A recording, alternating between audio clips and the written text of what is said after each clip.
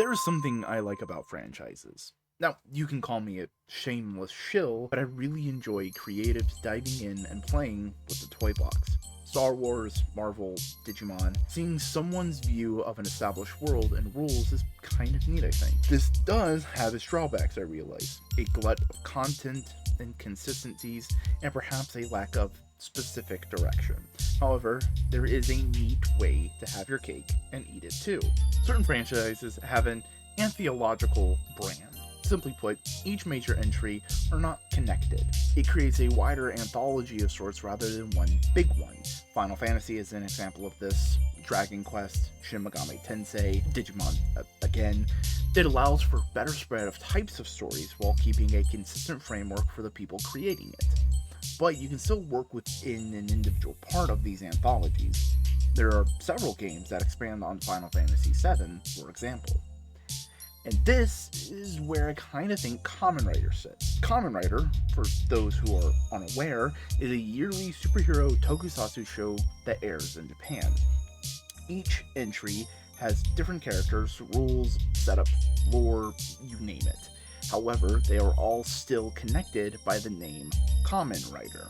One entry can be a detective story fighting memory drugs, another a magic man who fights depression, or a bugman who karate chops Nazis. Sometimes these entries get popular enough to get spin-off material, and even then, they usually get a movie or two. Kamen Rider Geats is the season of Kamen Rider that aired in the year starting September 2022. In it, our heroes are players of the Desire Grand Prix, a game where the winner gets their desire granted.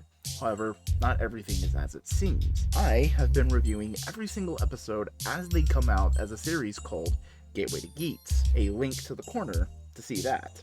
I've really enjoyed the series so far, but at the time of writing, this is not finished yet. I will admit, it is a pretty slow burn, with a major focus on characters and the unfolding plot. Less twist a minute and more a person getting every crumb they can to solve their mystery. And like many a Kamen Rider season, it has received a movie. Usually they get one, but if they're really popular, they get some more.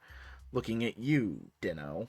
However, there is something fun about how some of these movies go about things. See, they often have a crossover with the previous season of Kamen Rider. It is a neat thing to give the last heroes one last spin to do their thing. And for Geats movie, they of course teamed up with Kamen Rider Revice, which I did not watch. So, hazard my surprise when the dude from Revice explains what their whole show is about. 私たち家族は様々な困難に直面してきました。悪魔崇拝組織デッドマンズやフェニックス長官赤石秀夫の暴挙を止めるため、私の大切な子供たちは己の体内に潜む悪魔と契約して仮面ライダーとなって戦いました。光を探し、抗い続け、悪魔のささやきに落ちることなく立派に成長した彼らは、その過程で素晴らしい仲間と出会い、やがては復活した宇宙生命体ギフオンを倒し、人類の未来を背負う覚悟を決めたのです。激しい戦いは時に家族の絆に亀裂を生むこともありましたが、でもそれを乗り越えた五十嵐一家は最強です。 Okay, so Revice is all about accepting your family for who they are. Huh, neat.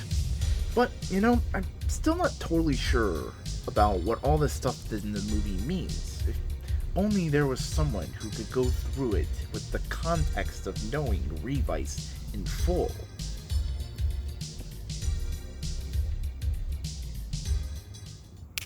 And that's where I come in. Hi, I'm the Vac Man from the Vac channel with the Vac videos. It's at the Vacuminator. There's some videos on Kamen Rider there. There's also some videos on other things. And they're all generally pretty good, I think, because I made them.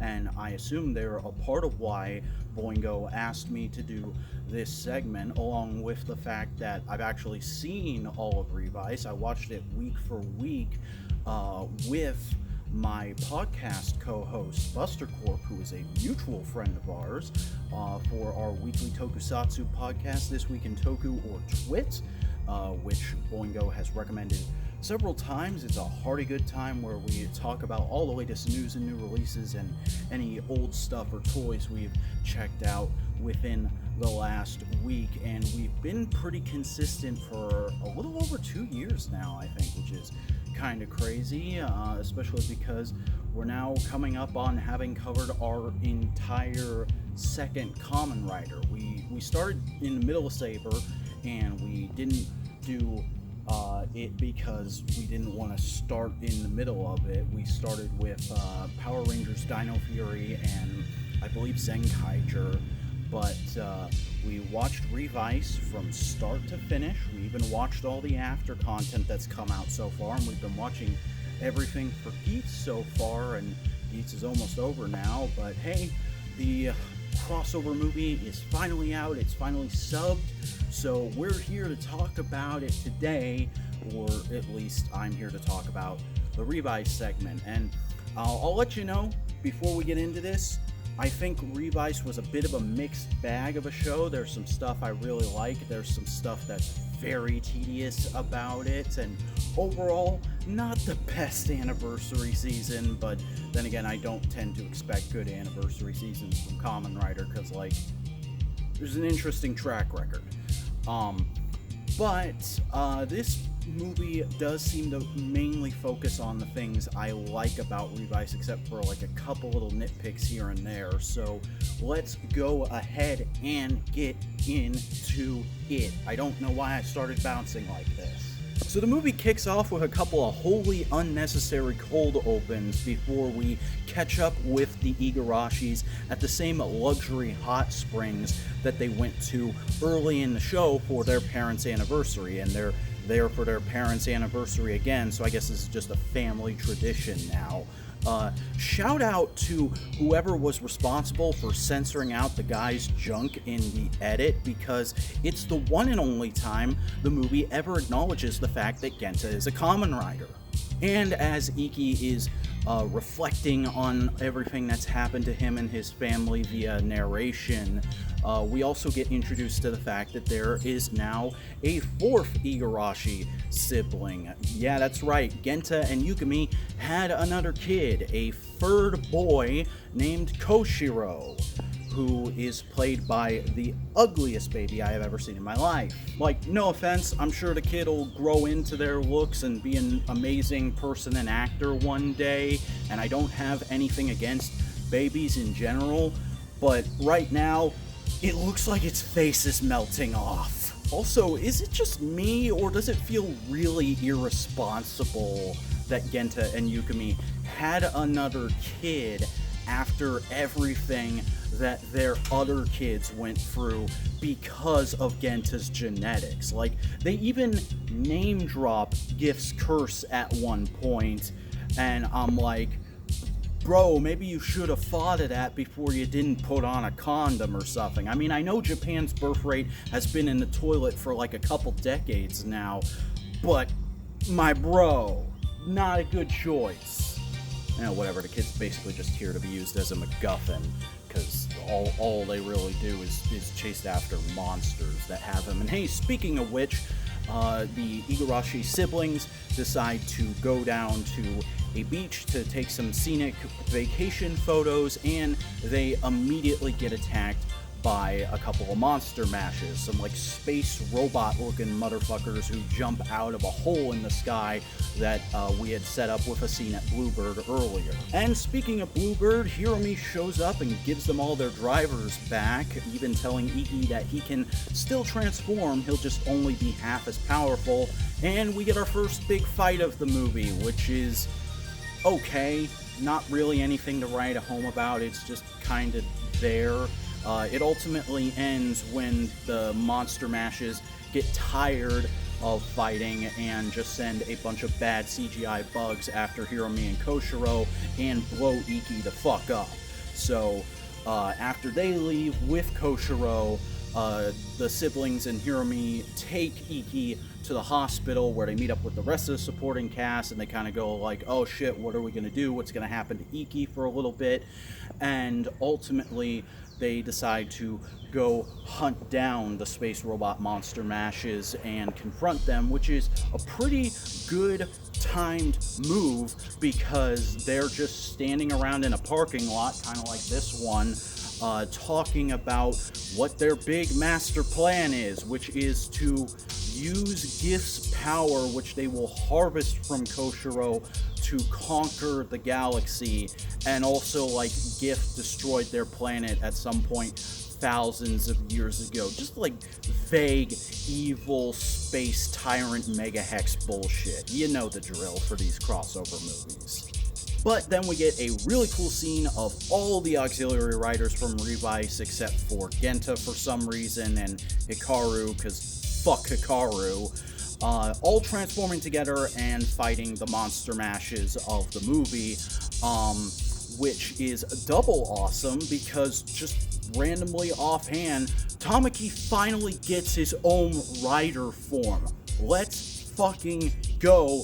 Love that boy. Been waiting for that to happen to him since the show started. He should have been the original Overdemons. In fact, there shouldn't have been a secondary Overdemons. It should have just been him, and he should have been Kamen Rider Julio.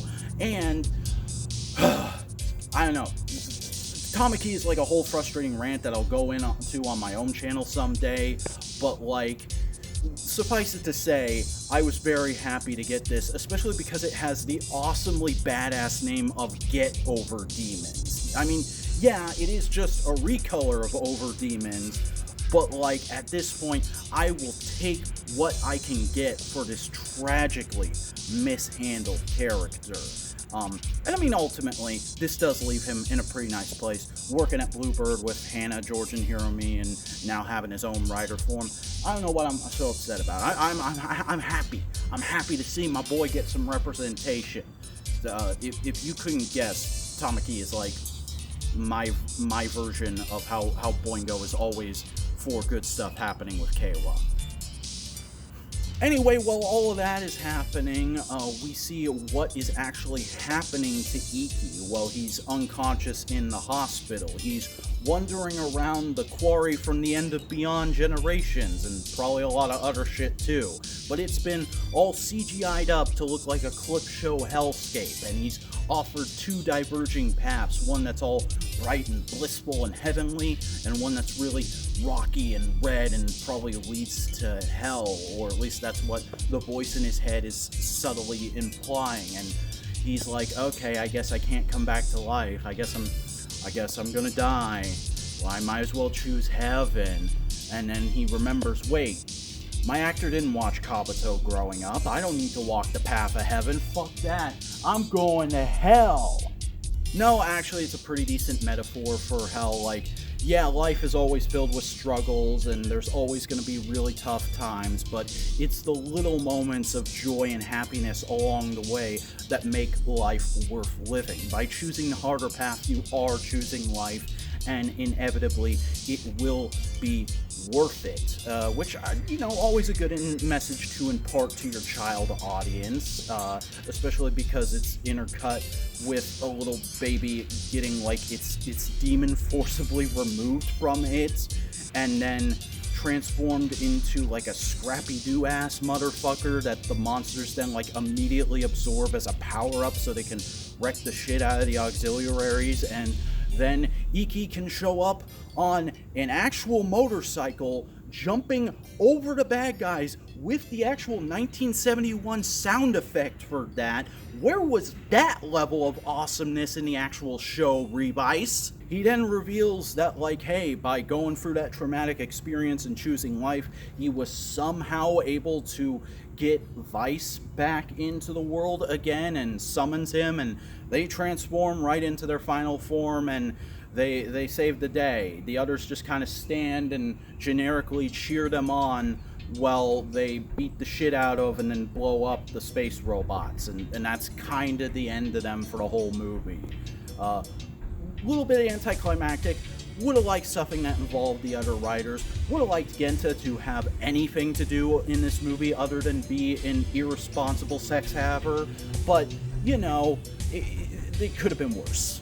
So we end off with them having a wholesome little moment celebrating the fact that Vice is back, which Would be pretty sweet if it weren't for the fact that his VA is a racist piece of shit, but whatever, we don't have time for that. A fancy man is here with a paintball mask and Koshiro's demon to say, like, hey, it's gamer time, boys. So that's it. That's the end of the Revice segment.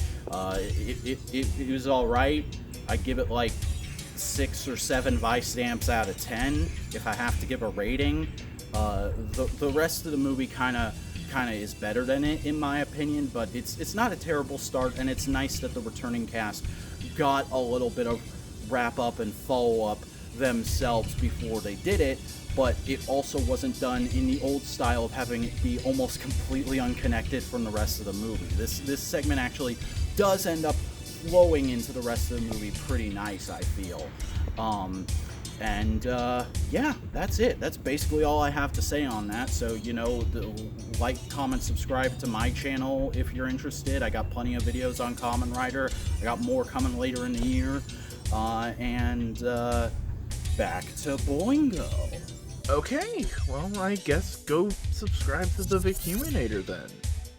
So it seems, and stop me if I am talking out of my ass, that Revice is about the choices and path you take and how family can be there for you. Not a bad message if I'm getting that right, but like Vac said, it's gamer time. We meet back up with the cast of Kamen Rider Geats as the resident trick stars Ace, Neon, and Keiwa are hanging out, when Belva, who should be eliminated, walks in. And then they all get summoned for a brand new game. Oh, before I get too far in, I just want to say I love Ace and Tetsuya Shima from Akira Dress, and Keiwa is dressed like a priest from an early Dragon Quest game, not sure which one. Neon is probably something else, but I can't place it. Please tell me in the comments what it might be. But, new game. Mori, who is acting really weird, tells them that they must transport the little devil from the Revice section of the movie, thinking nothing of this cause, hey, this is their life. Take on the challenge. However, they are attacked by some strange individuals that you might recognize from the first third of this movie. Mind blown. After a couple of fights, the return of some classic riders, and some people getting swept up in the Fortnite storm, we reach the end of a brief road trip. Our two heroes, however, have come to an understanding. Something is amiss with this new DGP, as it is revealed a new game master has hijacked the game for his own purposes, enlisting some riders from Yuki and a fighter son of a major politician who is entering to ensure his father's power. And, well, to make a long story short, everyone gears up and we have a big bang Desire Royale. There is only so much one can say about how they all punch and kick each other, but Revice and Geats beat the big original movie writer, and as things are winding down, Ace is able to wish for Revice to remember his devil friend even when he has to disappear this time, giving them a chance to keep him in their heart. So, back to the idea I said earlier. This movie puts Revice and Geats together and sees what happens. And for the most part, it's just a fun action romp with some Kamen Riders. Maybe throw in a couple of old ones for mom and dad, advertise a new toy for little Japanese Jimmy and Jane, everyone goes home happy. But of course, I am a silly bastard. See, I have been doing a weekly look at Kamen Rider Geats, talking about the themes and elements that play in the show. A quick rundown of those themes as I have seen them. The show Geats is about desire. More specifically, it is about how your actions interact with desire, and main thrust being that you have to fight for your desires. But it also showcased in how your desires interact with others, how keeping blind to other people's desires can dehumanize them and make it harder to empathize with them. Or how to truly accomplish your desire, you should understand it fully and the nuances it may entail. But it also has secondary themes of the entertainment industry. The writers are set up as just players in a reality show competition. And through a set of characters called the sponsors, we see how the entertainment industry can dehumanize the people you are watching, and bringing it back to the theme of desire, only when these sponsors realize the players that they watch have desires of their own are they able to grow as people. And cause I know you got a good head on your shoulders, you're starting to see some of the connections that can be made. But before we dive too far into that, let me try and give a half-assed look at Revice and see what themes it may have without watching the whole show. Wish me luck. In this movie, it definitely feels like Revice is all about family. All those characters are concerned about family and caring for each other. We see this with how the whole family is enjoying each other's company, and how Vice, who I imagine became like family in the show, is not there to enjoy the ending that they got. It seems that family bond is also thematically challenged with the devils that seem to be the cause of their powers. A sort of dark reflection or worse aspects dialed up to 11 of the characters that get them. This is a disruption to their daily lives and can be seen as a way of doing accepting your family's flaws because you love them kind of theme. Tell me in the comments how close I got, because I'm just gonna run with that theme. Because in this movie, it really is a synthesis of those two themes, because I have not brought up the Darth Vader of this movie yet. Seeker. In my opinion, I think this guy is a really clever bad guy for this flick, seeing as he is reflective of both main Rider show's themes put together. Seeker, or Kaima Todoroki, was in fact an entertainer of sorts, a competitor in MMA. However, he assaulted someone, and his father, using his political power, swept it under the rug. And that is the thrust of why he is doing what he is doing in this movie. Like I said earlier, his daddy wants to hold on to as much power as he can, so he holds what his son does over him, a guilt trip to make him battle, and to an extent he agrees with him. Kaima sees that he doesn't have many skills other than fighting, and to repay his father who risked his career to help him, yeah, he will use those skills. However, it is very clear that his father does not hold the same respect. He treats Kaima like a disappointment, that if he does this Kamen Rider Battle Royale, Kaima might finally be worth something. This toxic relationship is a great cross of these two themes. On the family side, it shows how unconditional love can be abused, how your sense of responsibility can be turned against you, and it also shows how the people that do this really don't give a shit about you. But there's also the fact that Kaima shows no desire of his own, only fighting for someone else. That lack of conviction, something that Geats, the show, has gone to display as something that can hold you back from anything. That lack of conviction is something that Geats, the show, has gone to display as something that can hold you back from achieving anything. The fact that a new character is able to showcase both themes is really nice, but sort of easy when you know what you're doing. But what about bringing back old favorites? Just how well can you make them fit in your thematic soup? Several writers from Kamen Rider Ryuki show up in this movie. Now at first glance it could just be to get a cheap pop, oh look at the old guys vibe, but they actually took the time to integrate them into the themes going on here. All the Ryuki writers are aiming for wishes to achieve their desires. However, much like Kaima, their desires are not fully formed. They're simple, some variation on destruction or violence. All except Knight, who is trying to save his friend, valuing the relationship he has with him, at least to some extent. Nearly all the elements in this movie are used to showcase how the themes of family and desire can intermingle and showcase each other. Hell, even the fact that Samori and the other guy from Revice are altered could be a way to show how those bonds are important because of how flippant they are when they're broken. But that's the beautiful thing about crossovers. Not just two bits of lore combining, but see how their two thematic frameworks can reflect each other. It can make them all the richer, with this new connections that can be made. Of course, that's not always the case, but hey, nothing wrong with bashing some action figures together.